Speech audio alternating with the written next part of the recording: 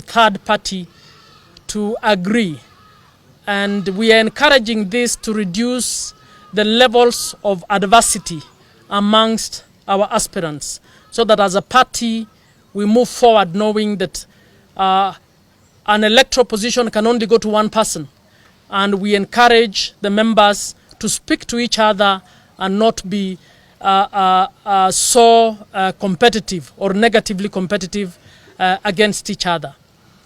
The second method is direct nomination. Direct nomination will be given in different circumstances. We have single candidates.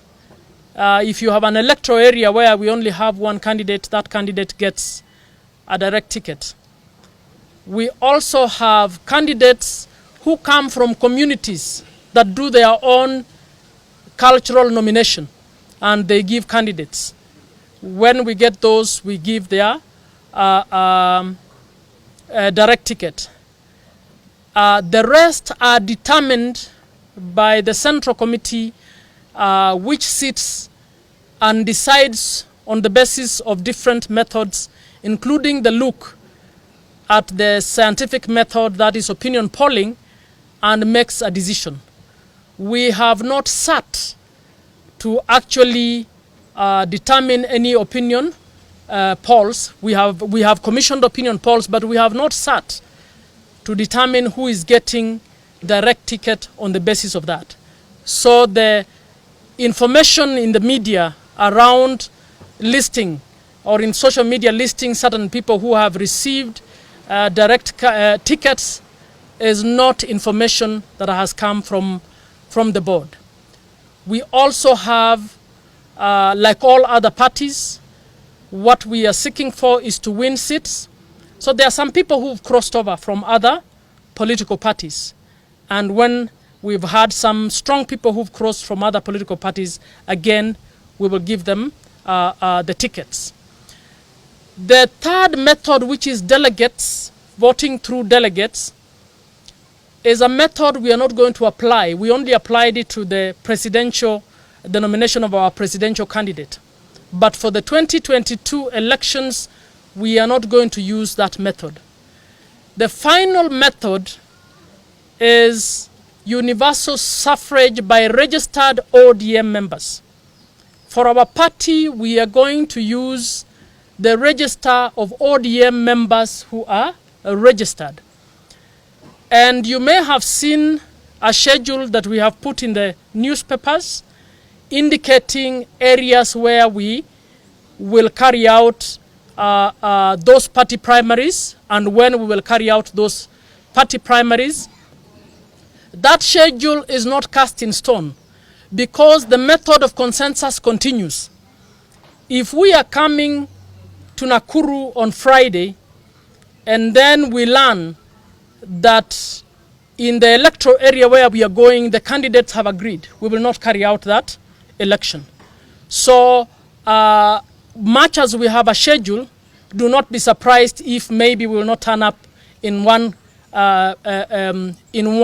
of the areas because they have reached consensus in most of them or in all of them.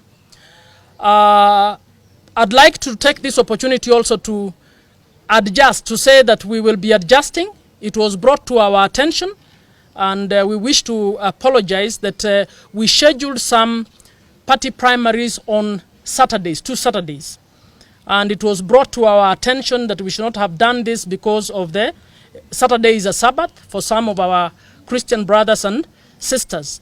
So the party primaries for Narok and Kajiado scheduled for Saturday, because of a plea and a request for us to adjust, we will be moving that to another date, which we will actually communicate to the team. And for those two teams, they have also asked us to give them a little time to also engage in consensus building, which they are currently doing. So this is to inform you that we would like members of the press to report our situation as it is, not to add, not to create, and not to cause a lot of anxiety among our membership on the matters of nomination. We would also like to inform our members that our party primaries will be carried out in a simple computer-aided way. The voting will happen on tablets, where voters will walk into a polling center. They will be identified from the party register, which we have received from the Registrar of Political Parties. They will then move in, and on a tablet, they will select from an e-ballot. They will be able to select who they want to vote for, and the vote in real time will be tallied in one tally center per county. So that is what I wanted to make public, so that the information within the public and to our members is the correct information. Thank you very much. Anything else? Yeah. He's just reminded me that we scheduled Migori for on a Saturday. We will also be rescheduling the elections for Migori so that they happen on a day that is not a Sabbath. Now, as I have said, we are doing consensus, and we are continuing to do consensus. In every electoral area where we have more than one person, we are attempting and doing consensus. Where we get a consensus and we get one candidate, it is only fair that the candidates who have stepped down for the one that remains are refunded their money. So that is the context. Where somebody has been stepped down, where people have been stepped down in favor of one person, it is only fair that those people are refunded. But of course the report is that ODM is in the process of refunding everybody, because ODM is dishing out direct tickets. Of course that was an alarming tone of reporting a very simple thing. If you are 5 of you and the 4 agree to back one, we think it's only fair to actually refund the money of the 4 who have stepped down. As I have said, and I repeat again, we have 4 methods. And as I've said, and I repeat again, consensus is ongoing as we are speaking. So all our aspirants know where they are, that we are approaching those who are more than one. We are encouraging them, and in all our notices, our earlier notices, we have been telling aspirants, please engage each other in consensus to see whether you can give us one candidate. That is the best scenario for everybody. So that has been going on, and where we'll end up doing the universal suffrage, we would like to assure all our members that the process will be free and fair, and as you will see, it will be simple, and everybody will have an opportunity to participate. The key thing we need to tell our members, as we have said since we came to office last year, that the rules now provide that only registered ODM members can participate in the party primaries. So, unlike other primaries, in this primary, only members who will be on the register will participate in this process. Sijasema ya kwamba hakuna kura ya maoni. Nimesema ya kwamba hatujaketi ile kamati ya kuamua wale ambao watapata tiketi kuania na ile kura ya maoni. Hicho kikao hakijafanyika, na kikifanyika tutawaelezea wale ambao watakuwa wamepata hizo tiketi. As I have said, we are speaking to all our aspirants. Literally everywhere we have aspirants, we are speaking to them when they are more than one. The only ones who are single, we will soon publish.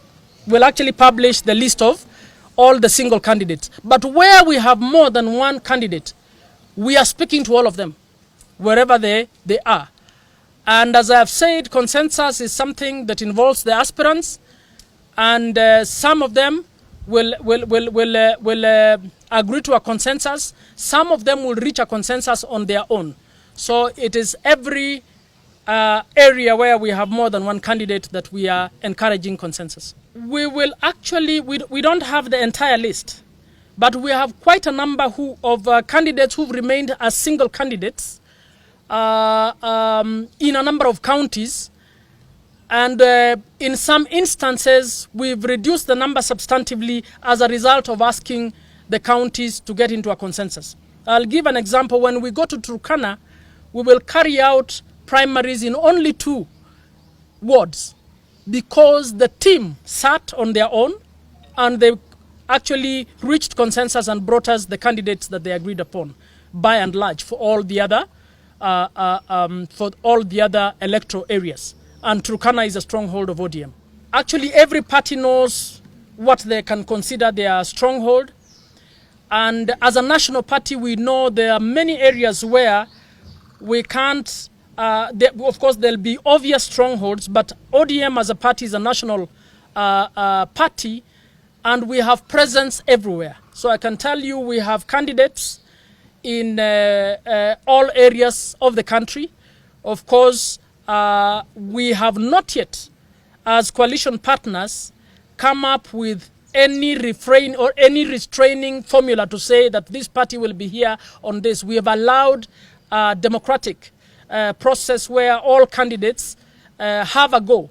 But we will continue discussing as Azimio to see how best, when it comes to running the final lap, what would be best for Azimio. Thank you, Madam Chair. I just want to make a clarification on the fake news that is doing rounds on social media from the Office of the Director of Communication of the party. On matters policy, this office communicates to the public and to party members through the media. So any document that is circulating on social media or any other forum that is not signed by the chair of the National Elections Board on matters party primaries should be regarded as fake and should be ignored. So the media should not fall prey to such kind of propaganda that is spreading on social media. Thank you. Thank you very much.